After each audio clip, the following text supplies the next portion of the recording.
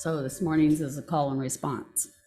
From the east comes the sun, bringing a new and unspoiled day. It has already circled the earth and looked upon distant lands and faraway peoples. It has passed over mountain ranges and the waters of the seven seas. It has shone upon laborers in the fields, into the windows of homes, shops, and factories. It has beheld proud cities with gleaming towers. And also the hovels of the poor. It has been witness to both good and evil, the works of honest men and women, and the conspiracy of knaves. It has seen marching armies, bomb-blasted villages, and the destruction that places at noonday. Now, unsullied from its tireless journey, it comes to us, messenger of the morning. Harbinger of a new day. That was Morning by Quentin Lee Scott. Jeff will light the chalice here in the sanctuary. Those of you at home are invited to light your own chalice now.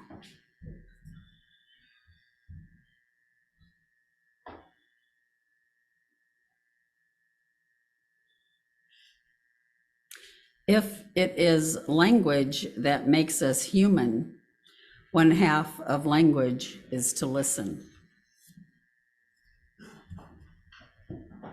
Before we sing the first hymn, let me remind our remote participants to leave yourselves muted. However, we want you and whoever is with you to sing with us as big and loud as you like. Make it a joyous experience. So please stand in body or spirit and sing the opening hymn, Enter, Rejoice, and Come In.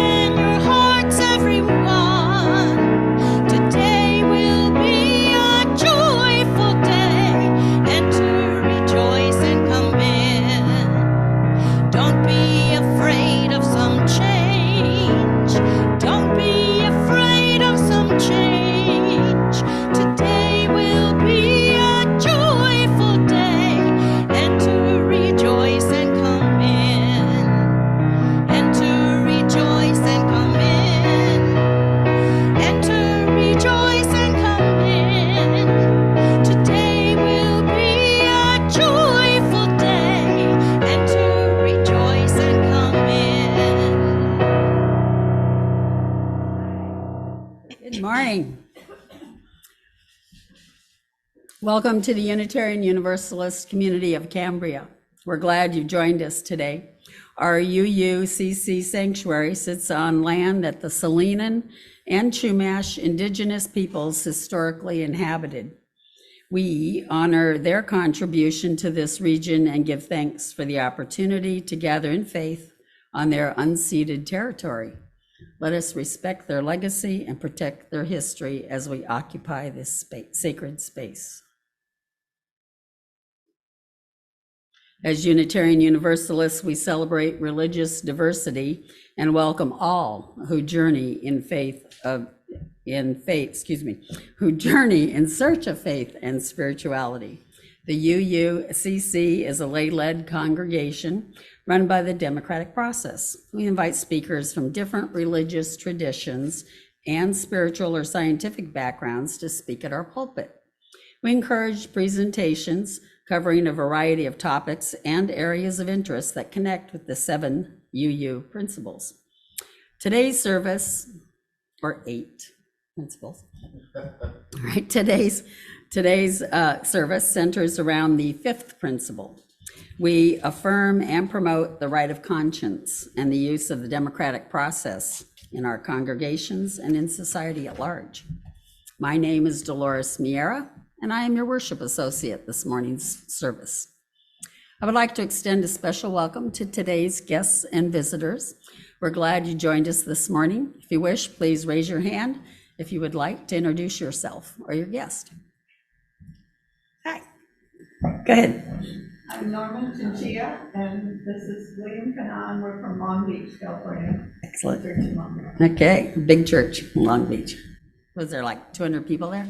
200. 200, yeah, okay. More, but it's growing again. Okay, yes. Katie and James Crippen, we're from the Fullerton. Oh, okay, wow. Okay, well, welcome. Okay. Is it Easter that brought you here or us? Yeah, great. Okay. If you're not on the mailing list, please visit the UUCC website at uuccambria.org so that we can keep you informed of all of our activities. Members and friends, please check out what's happening. The e-blast sent to you every week. It's a great way to keep up to date on our latest news. If you wish to see this or any of the past Zoom services, the recordings can be found at the UUCC website and on Facebook. So again, good morning and welcome to everyone. Judy, is it also on Nextdoor? Yeah, Judy puts them on Nextdoor. That's great. Thank you. I know, right? The affirmation is both a recognition of the nature of this community as well as a promise to which we aspire. Let us now recite the UUCC affirmation. Love is the spirit of this church, and service is its prayer. This is our great covenant, to dwell together in peace, to seek the truth and freedom, and to help one another. We set aside this time for any brief announcements that will be of interest to our community and friends. Please be succinct when announcing upcoming events or updates to UUCC related policies. If you have an announcement, please raise your hand. I think she does. When the host or I call on you, come up to the podium or unmute yourself and then speak. Jan. Oh, right. Not the star. I know you're going to be tired of me by the end of the service, but this is my first appearance to ask you for money for our scholarship program. We will be having a scholarship service to honor 8 recipients that we've chosen from Coast Union and Leffingwell High School. And we need a little bit more money, and we're getting there, but every little bit helps, 10, 20, 30,000, whatever. So please be generous, write a check, put in the memo line scholarship program. Thank you so much. Jan, I could never get tired of you. 3 things. One is regarding Summer Sermons by Other People series. Every August, the worship committee has initiated a process by which members of the congregation can read sermons by others here on Sundays in August. So if anyone would like to participate in that process. It's very rewarding. The worship committee can help you find sermons online that are worthy and interesting to you, and you can read them on a Sunday in August. If you're interested, please contact Randy Schwalbe of the worship committee. Second announcement, the men's group meets tomorrow. It's the first Monday of the month. Here at the sanctuary and on Zoom. I've sent out an email with that Zoom link for those who can't attend in person. And third is next Sunday, which Dolores is going to announce in a minute, but next Sunday we'll be celebrating the UU Service Committee special Sunday. And we'll be listening to a sermon by UUSC representatives, two ministers from Pasadena, but it also is an opportunity for us to donate to the service committee. So if you want to bring an extra check or an extra $100 bill with you, that'd be great.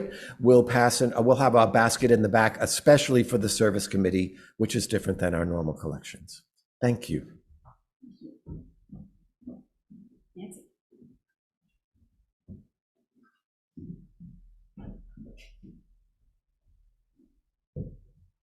I'm not sure if this is an announcement or a joy or concern, but something I learned this morning is that today is International Transgender Day of Visibility. I had no idea. Each year on March 31st, the world observes Transgender Day of Visibility to raise awareness about transgender people. It is a day to celebrate the lives and contributions of trans people while also drawing attention to the poverty, discrimination, and violence the community faces. International TDOV, Transgender Day of Visibility, was created in 2010 in response to the overwhelming majority of media stories about transgender people being focused on violence.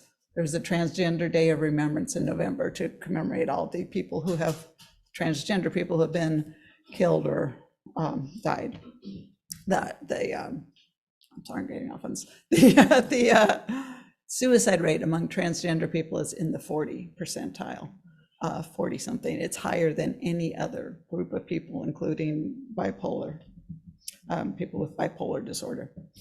So the hope was to create a day where people could celebrate the lives of transgender people while still acknowledging that due to discrimination, not every trans person can or wants to be visible.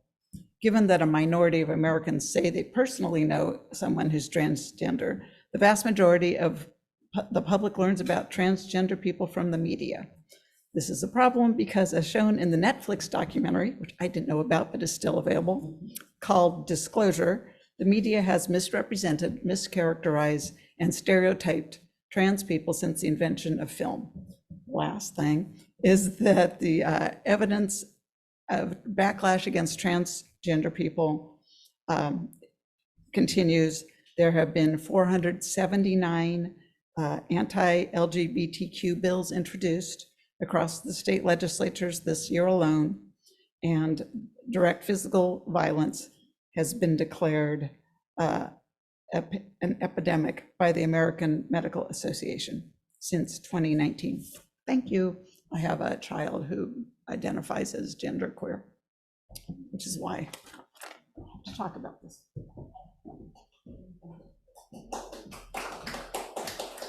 Anybody else? Okay, so tomorrow's women's group meets at 2 o'clock on Zoom. And then I just want to remind everybody to take one of these in the back there, so that on next Sunday, April 7th, after the service, we're going to start going through our new, potentially to be voted in UU values, right? To supplant the 7 principles. So next Sunday, we'll talk about love as the overriding feature and interdependence, okay? So be sure to study up and show up after church next Sunday. Thank you. Andy? No online hands are raised. Back to you, Dolores. Okay. See here, next week, Andy Fagan will host the UUSC Justice Sunday, Belonging to One Another. Joys and Concerns is a time for sharing personal celebrations, sorrows, reflections, or gratitude. It's a time for community building. Please exercise brevity and be considerate of all who come to worship with us this morning. The collective flames of these candles embody all the joys and concerns which may have gone unspoken today, but are also deeply felt in this community. First reading is an excerpt from number 440 in our hymnal called "A Fragmented World" by Philip Hewitt. From the fragmented world of our everyday lives, we gather together in search of wholeness. But many cares and preoccupations by diverse and selfish aims are we separated from one another and divided within ourselves. Yet we know that no branch is utterly severed from the tree of life that sustains us all. We cherish our oneness with those around us and the countless generations that have gone before us. We would hold fast to all of good we inherit, even as we would leave behind us the outworn and the faults.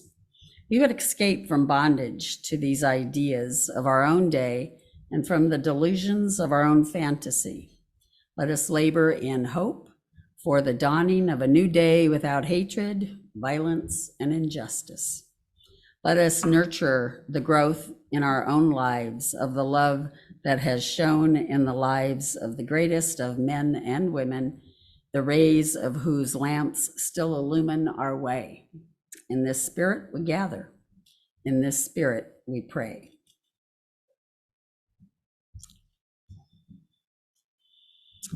If this language that makes us human, one half of language is to listen. Let us enter a place of peace and serenity where you are one with your spiritual being. Let us enter the stillness.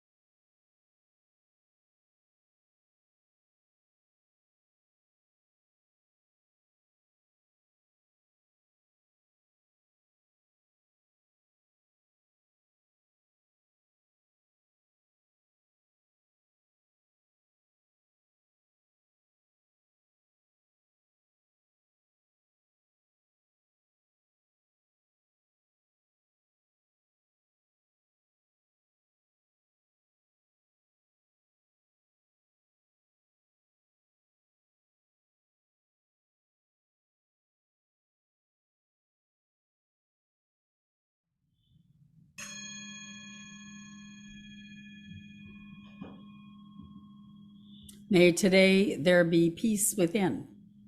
May you trust your highest power that you are exactly where you are meant to be. May you not forget the infinite possibilities that are born of faith.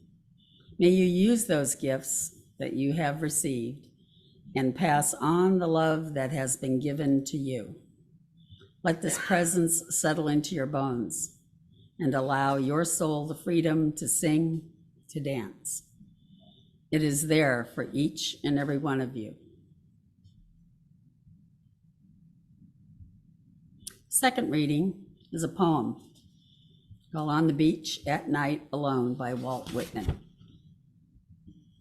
On the beach at night alone, as the old mother sways her to and fro, singing her husky song, as I watch the bright stars shining, I think a thought of the cleft of the universes and of the future.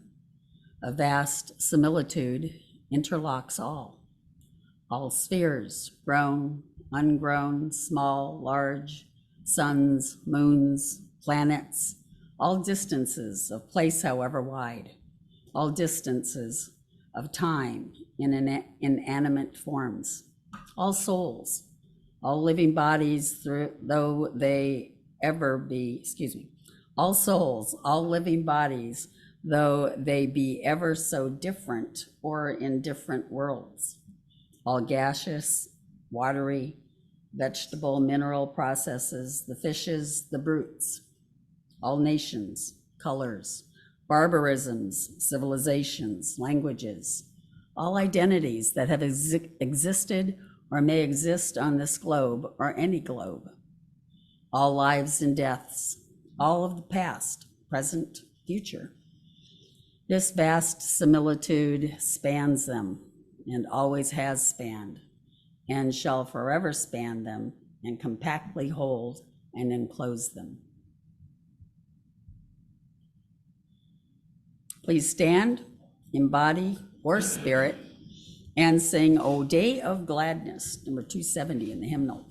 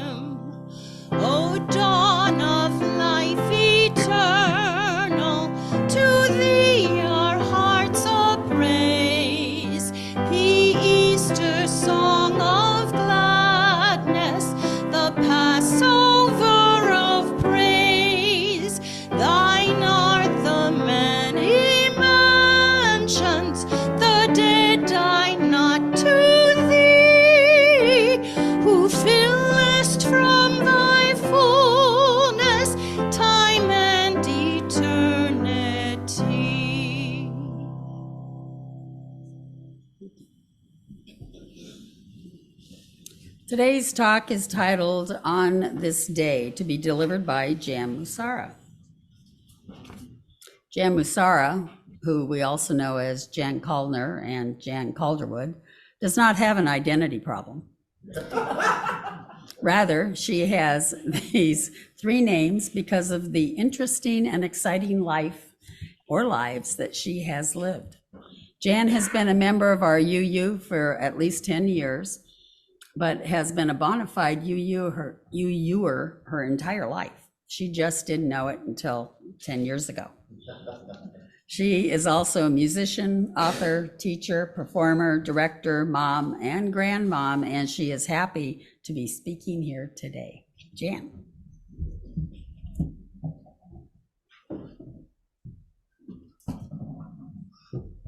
Thank you, Dolores. I have a touch of bronchitis, but I think I can speak through it. Every day of every year since time began, something memorable, noteworthy, and historical has happened. Banish the thought that both the troubles and joys in the world are of our own invention. Sturm und Drang, with occasional, mostly brief periods of stability, is the inevitable status quo. Today is March 31st, 2024. It is designated International Transgender Day of Visibility and Crayola Crayon Day. This year, it is also the day Christians around the world celebrate Easter. Fun fact, since this day in 1720, Easter has been celebrated on March 31st 11 times. The future March 31st Easters are in 2086 and 2097. I can't wait for those. I was intrigued to research historically all the things that have happened at this date, but I was just as intrigued, I think, to read about Crayola crayons. I attribute this partly to the extraordinary amount of time I've been spending with my grandchildren and how much they like to do art projects. We have crayons, pencils, paint sticks, markers, coloring pages, and everything under the sun. Anytime a product by a different name infringes on this Crayola territory, we are always offended by the inferior quality. If you have nothing to do sometime, Google the Crayola Crayon Company. You will be impressed by their commitment to sustainability and their environmental concerns, as well as their commitment to inspiring creativity in conjunction with social justice values. In their honor, I've brought along a box of colored pencils, and coloring sheets are over on the piano. You can take one. And Dolores did this yesterday. Didn't she do a fine job? Who doesn't like to color? In 1991, on this day, actor DJ Danny Bonaducci was arrested for attacking and robbing a transgender sex worker in Phoenix, Arizona. 30 years later, on March 31st, 2023, President Joseph R. Biden proclaimed the day the International Transgender Day of Visibility. However, that was not his first presidential move regarding this concern. Also on March 31st in 2021, 2 years earlier, he overturned former President Trump's restrictions on transgender people serving in the armed forces.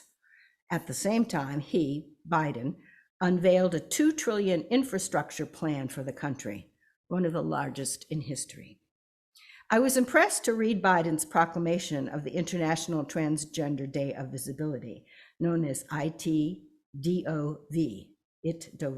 I guess. Here are a few excerpts from that proclamation.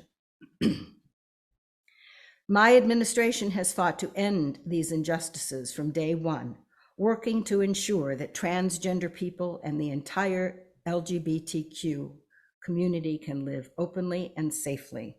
On my first day as president, I issued an executive order directing the federal government to root out discrimination against LGBTQ plus people and their families. We have appointed a record number of openly LGBTQ leaders, and I was proud to rescind the ban on openly transgender people serving in the military.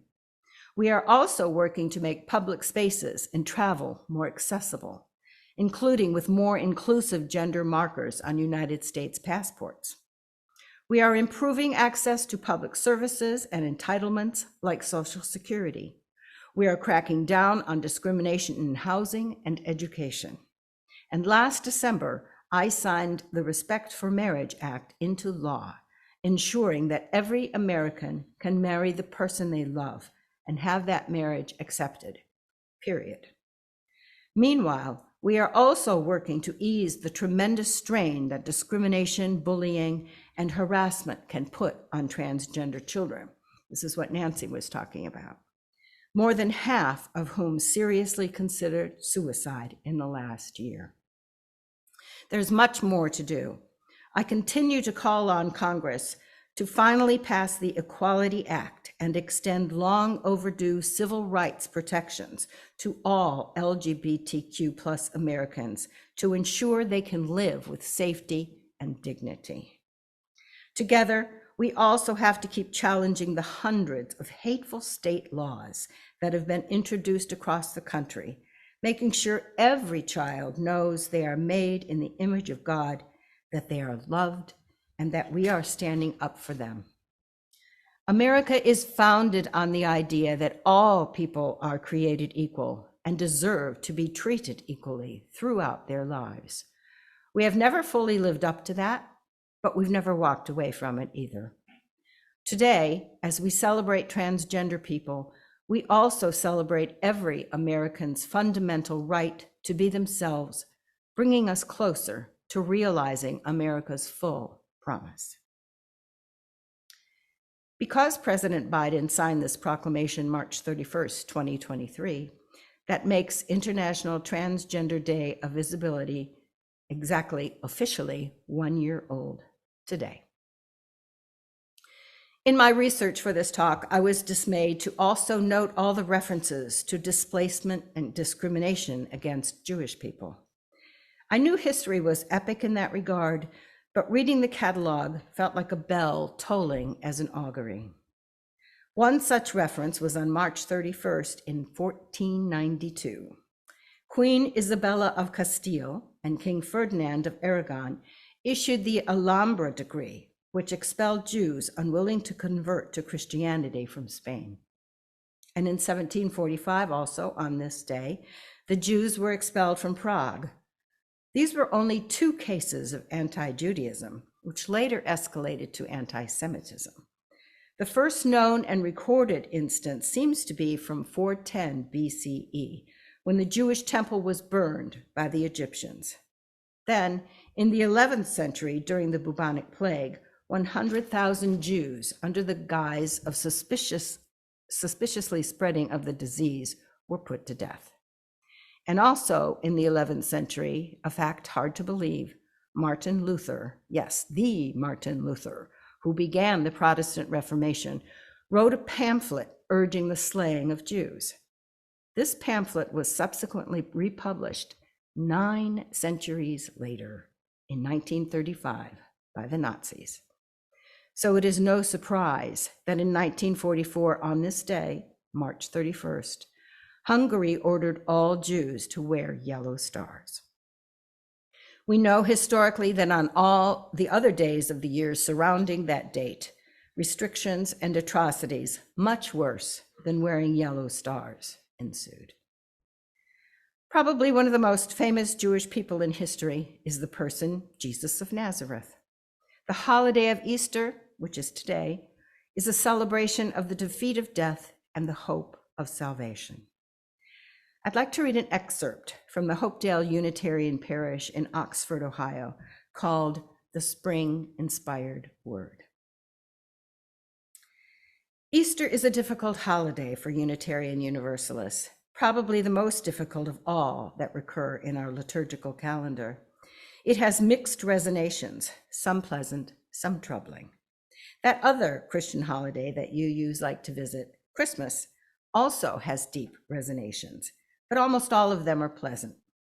The soft glow of candles in a darkened church, familiar and comforting music, colored lights in the winter night, what's not to like? Easter, like Christmas, is a compound of different practices, some pagan in origin and some from different strands of Christian tradition. However, Christmas is much easier for us to enjoy. Giving birth is a non-miraculous human experience to which we all can relate.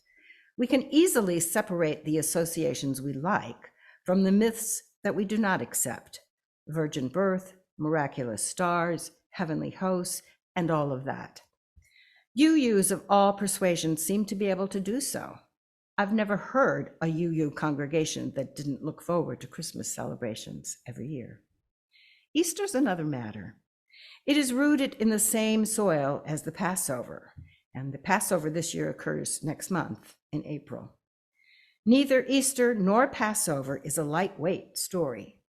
While in the end, they both become stories about redemption, joy, and new life, the dawn of that new life is reached only after a passage of hardship and grief. Christmas is much easier to take. Once you dismiss all of the mythic elements, the virgin birth, the star, the angels, and all of that, what you're left with is pretty commonplace. A baby's born. Happens every day, every hour.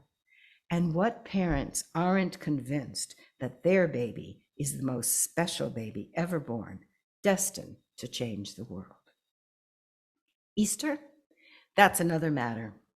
If you explain away the empty tomb as a publicity stunt by his followers, then you really have nothing factual left. The Easter story, unlike the Christmas story, is not a commonplace event shrouded in myth. It's all myth. If one is to take it literally, it has to be a matter of faith, and that certainly is a choice that one can make. Many do.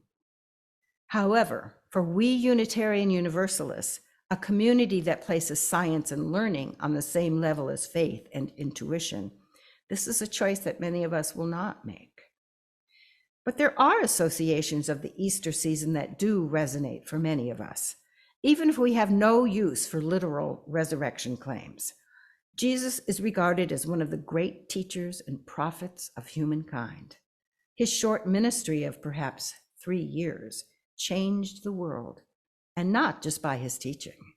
Jesus lived out a witness to the God of love, a powerful love that was not restricted to one special group, but extended to all people, and not just to men, but to women and children who were practically non-persons in his world. He lived out a witness that non-Jews, tax collectors, sinners, and prostitutes were not beyond the love of God, that the desperately poor, the physically deformed, and the mentally ill also had worth and dignity and were loved. His followers came to believe that he lived out a witness to this transcendent spirit of love, so powerful and all-encompassing that it survived even death.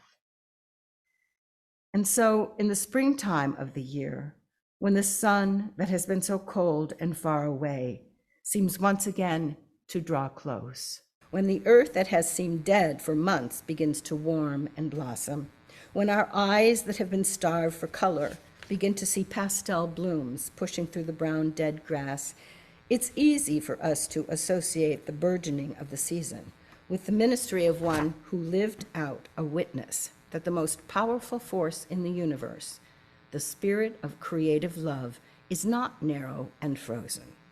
It is instead ever renewing and alive, creating a circle of love that can call us to participate in making it even larger and more inclusive. It is in the nature of love to be unpredictable in what it asks of us, unpredictable in what it brings to us. Sometimes that unpredictability can be frightening. Because of love, the future can be unknown, even mysterious, but that can be good. What might you know about in your life about resurrection, about a stone rolling back, about the surprise of new life? Perhaps it was the end of a destructive, deadening relationship and the beginning of a new life, but at the cost, at least for a time, of singleness. It can be lonely to practice resurrection. Perhaps that stone rolling back was putting down the bottle. Perhaps that stone rolling back was a closet door, and the new life was that of a gay, bisexual, lesbian, or transgendered person claiming whole personhood for the first time. I can only imagine, as I have heard LGBTQ friends talk of this, the exhilaration, but also the anxiety that this new life must entail. It can be hard, risky work to practice resurrection. Resurrection, new life, anything that seems a miracle of any kind is not an unmixed blessing. It may be hoped for and at the same time feared. Sometimes the temptation to stay in that familiar tomb is very strong. It may be dark and silent, but we know what to expect. But let's not stay there.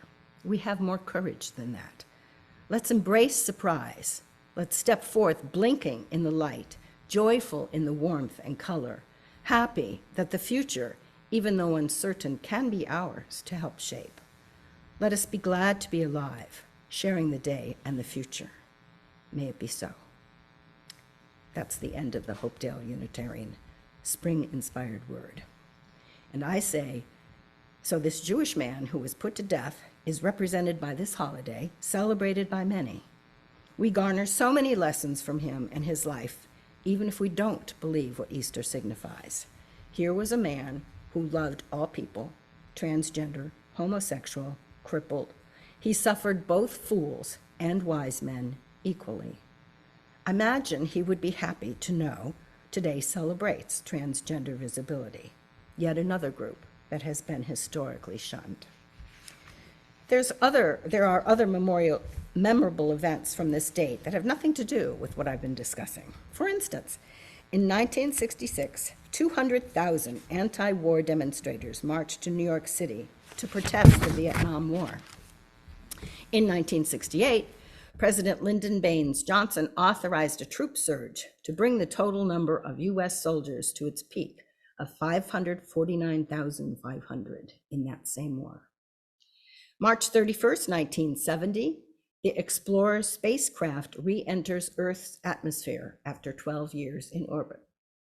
And in 1985, the 15th Easter Seal Telethon raised $27,400,000. In 1988, Toni Morrison won the Pulitzer Prize for her novel, Beloved. In 1989, Donald Trump purchased Eastern's Northeast Shuttle. On this day in 1974, I brought home a new baby boy, the second of three. He turned 50 3 days ago. A small event in the larger scope of things, but huge to me. Every minute of every day, our world becomes a more populated place with 250 newborn babies born every 60 seconds. And according to health scientists, your heart will beat 60 to 100 times in the next 60 seconds. Your eyes will blink 15 to 20 times, count them. People will consume over 5.2 million kilograms of food around the world, we would hope. 189,600 tons of water goes over Niagara Falls. The Earth will experience 360 lightning strikes. The rainforest will lose 2,000 trees. And that's every 60 seconds, and there are 1,440 minutes in a day. It's dizzying to consider all the minuscule and monolithic occurrences that happen in the span of a 24-hour day. Multiply that by the population of the world and by the length of man's existence on this planet. The human mind, well, at least my mind, cannot possibly grasp this concept. Perhaps we could think each day about the people we cherish, about the 1 or 2 tasks we hope to accomplish on any given day, while still not forgetting about people in another part of the world, perhaps, not able to experience anything except trying to stay alive for one more day. Let's not be overwhelmed by the enormity of the Sturm und Drang of any given moment, and counter it with the effort to reduce chaos to bite-sized tidbits. We can't rule the world. So far, it seems no one can. We can, however, plug away at these bite-sized tidbits and make a difference. It's called the butterfly effect, the idea that a small butterfly flapping its wings can cause a tornado in Iowa. It's that metaphor that's used to demonstrate little insignificant events that can lead to significant results over time.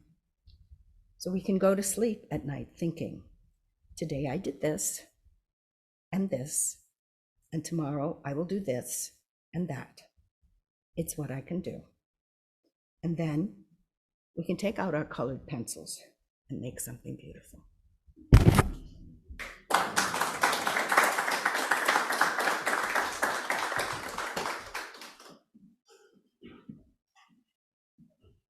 Thank you, Jan. That was very nice. Very good. This morning's offering will now be given and received. Please remember, we're a self-sustaining congregation and provide all financial resources for our many ministries. We recognize the spiritual value of generosity and invite you to participate. If you're viewing this service remotely, please use one of the methods shown on the screen. Thank you.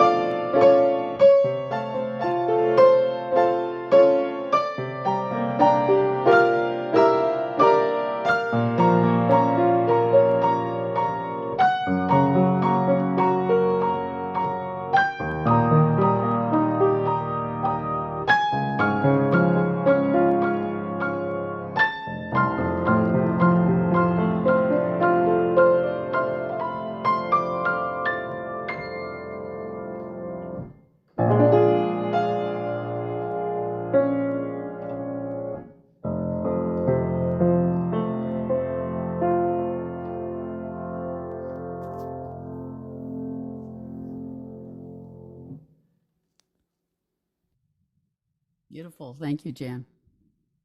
Our thanks for all gifts given and received for the work of this community. Please stand in body or spirit and sing the closing hymn, Lo, the Earth Awakens Again, number 61.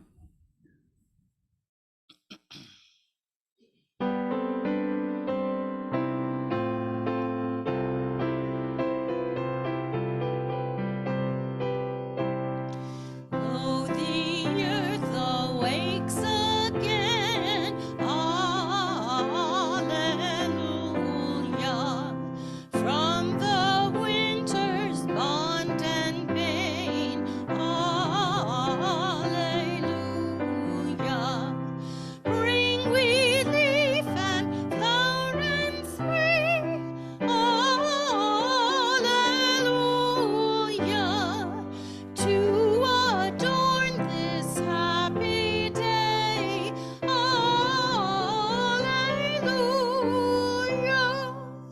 Once again the world comes true, Alleluia.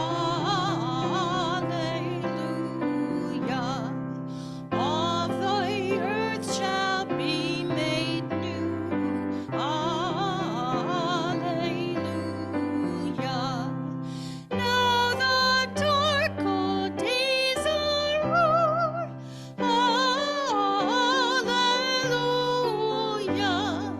Spring and gladness are before, Alleluia.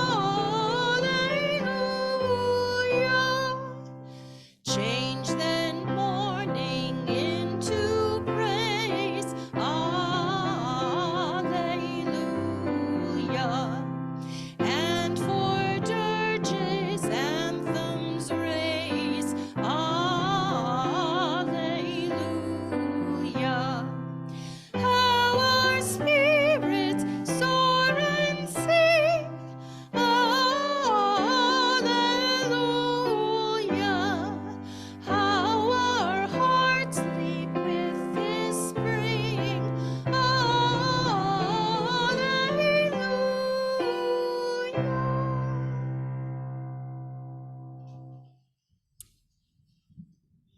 As we prepare to extinguish the chalice, let us recite the valediction. It is our work with each other covenant that creates and sustains this beloved community. We extinguish this chalice as the light of this faith lives on in us, together in our hearts, minds, bodies, and spirits. Please extinguish your chalice at home now.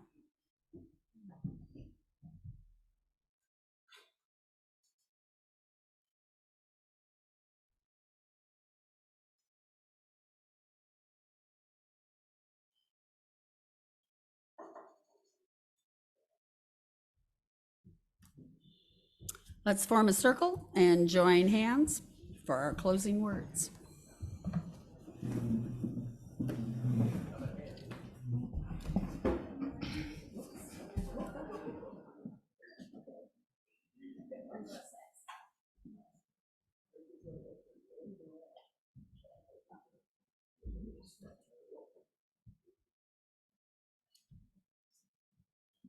The closing words are from our hymnal, and they're from Ecclesiastes. The sun still rises, and the sun goes down and hurries to the place where it rises. All streams run to the sea, but the sea is not full. To the place where the streams flow, there they continue to flow. The eye is not satisfied with seeing, or the ear filled with hearing. What has been is what will be, and what has been done is what will be done. There's nothing new under the sun. So go, eat your bread with enjoyment, and drink your wine with a merry heart, for what we do has been long ago approved. Go in peace.